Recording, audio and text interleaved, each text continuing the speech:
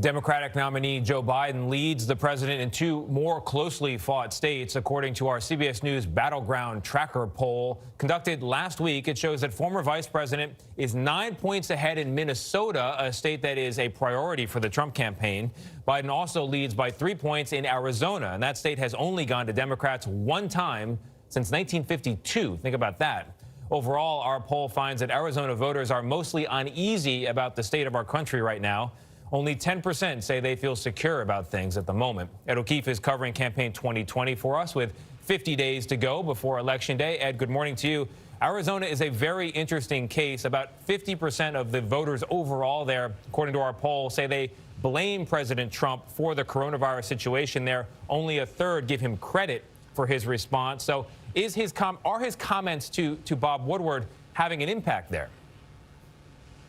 Well, I think overall what the Woodward book continues to do is just sort of reinforce what many people had already believed, and that is that there were problems and there remain problems with how the federal government, with how the Trump administration is responding to the virus. Woodward has provided a very detailed public history of what's been going on over the last several months, but there isn't really anyone's mind left to be changed. In Arizona, we find about 2/3 of people concerned about the coronavirus situation. The more concerned you are about it, the more likely you are to be voting for Joe Biden. Therefore, this is a reminder that whether it's in the Grand Canyon State or several others across the country, if you're concerned about the coronavirus, if you're concerned you're going to get it, if you're concerned about how the response has gone, you're more inclined to be voting for Biden.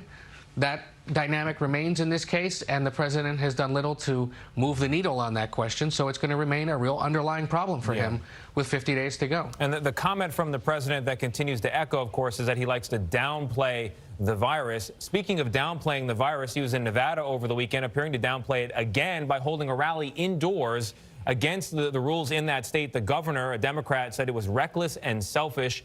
His own CDC says that what he did is in the highest risk category. Why is the president driving right into the problem zone here? Because he has no problem flouting the rules of his own federal agencies, and he loves taking on popular Democratic governors. He's done it in Michigan. He's doing it now in Nevada. He continues to raise questions about mayors and governors who are Democrats across the country and the way that they're leading cities and states. It's all consistent with that. And frankly, because his supporters just don't seem to care, and he's okay with that. And so, you know, and we've seen it. Whether it was last week in Michigan, people show up, they may be holding the mask in their hand to get in, but they don't necessarily wear it. That's a choice they're making, and we'll see in the next few weeks whether there's any real medical or, you know, health and safety concern that comes from that. Yeah, we certainly hope there are not any health concerns. His opponent, Absolutely. Joe Biden, took a break from campaigning Friday on the 19th anniversary of September 11th. And then over the weekend had no public events, which I think surprised some people. What's he doing and what's his plan for the week ahead?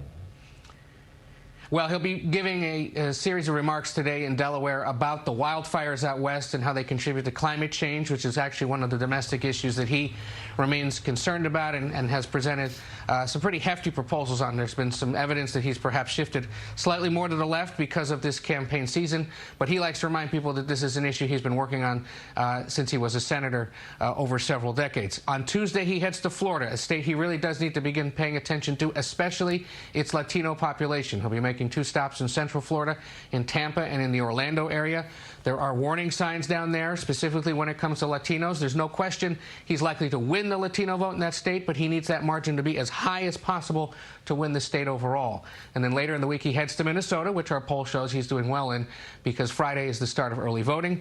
The president will be in Minnesota as well on Friday, so they'll cross paths yet again in a major battleground state. Yeah, and Biden may be getting some help down in Florida, where Michael Bloomberg has announced a $100 million contribution to ads in that state. Will it make a difference? Ed, thank you very much.